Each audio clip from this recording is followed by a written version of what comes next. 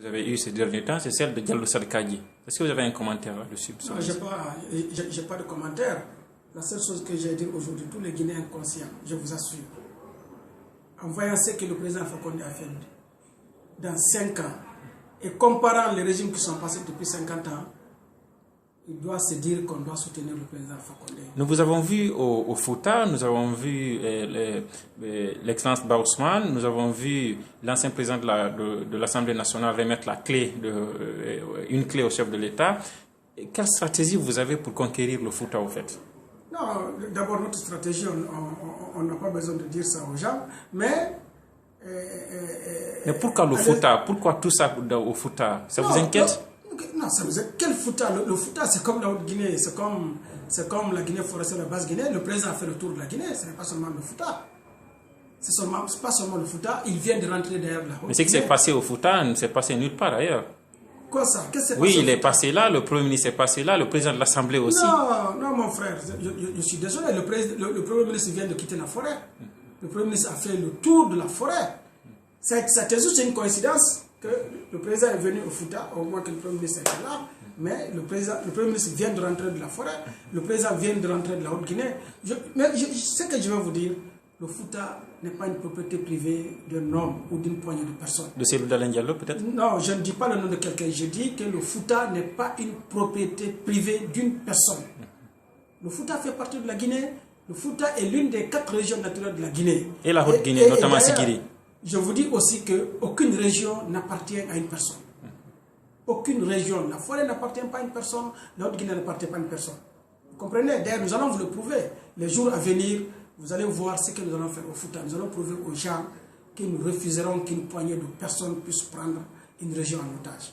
Et Moussa Dadis Camara? Je ne veux vraiment pas m'aventurer dans ça. Oui. Le ministre de la Justice est chargé de gérer ces dossiers, donc chacun doit jouer son rôle. Aujourd'hui, Monsieur le ministre, concrètement, quel message d'espoir avez-vous à donner à nos compatriotes qui sont à l'étranger, qui vous suivent? Non, je lance un appel à tous les Guinéens vivant à l'étranger de soutenir la Guinée, partout où ils se trouvent. Ils doivent se battre pour contribuer au développement de ce pays. La Guinée est un très beau pays. Si nous nous battons pour faire de ce pays un pays émergent, je suis sûr que c'est les autres qui vont chercher des visas pour venir en Guinée. C'est pour cela que je demanderai à tous les Guinéens de donner les mains pour soutenir le professeur Fakonde. Parce que ce qu'il a fait en 5 ans est vraiment encourageant.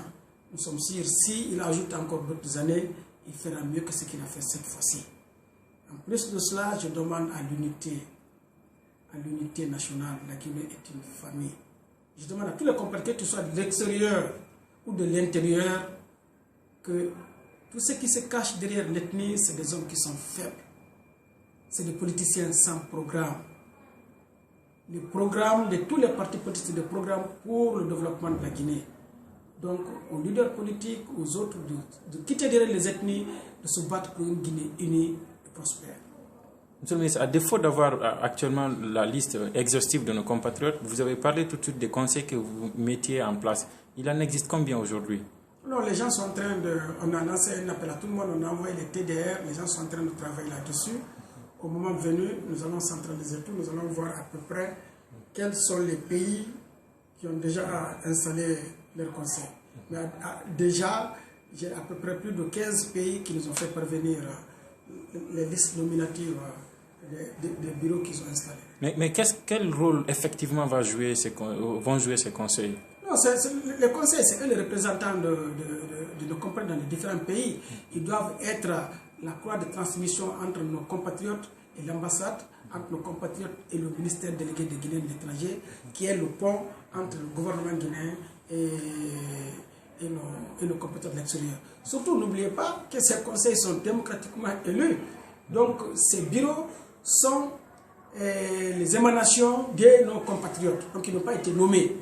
Donc, les compatriotes se sont rendus compte que dans tel ou tel pays, voilà les hommes qui les défendent, les hommes qui se préoccupent de leur situation dans ces différents pays. Ce sont ces hommes qui ont été désignés pour être dans les bureaux de ces différents conseils.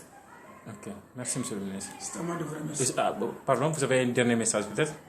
Peut-être un dernier message? Non, le dernier message que j'ai à lancer ici, c'est toujours à l'unité nationale. La division ne paye pas.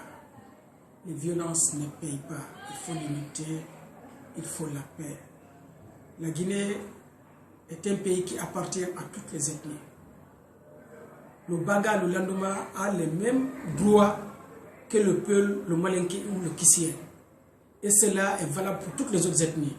Donc je demande à toute la population guinéenne de se donner les mains comme un seul Guinéen pour qu'ensemble nous fassions de ce pays un très beau pays. Merci, M. le ministre.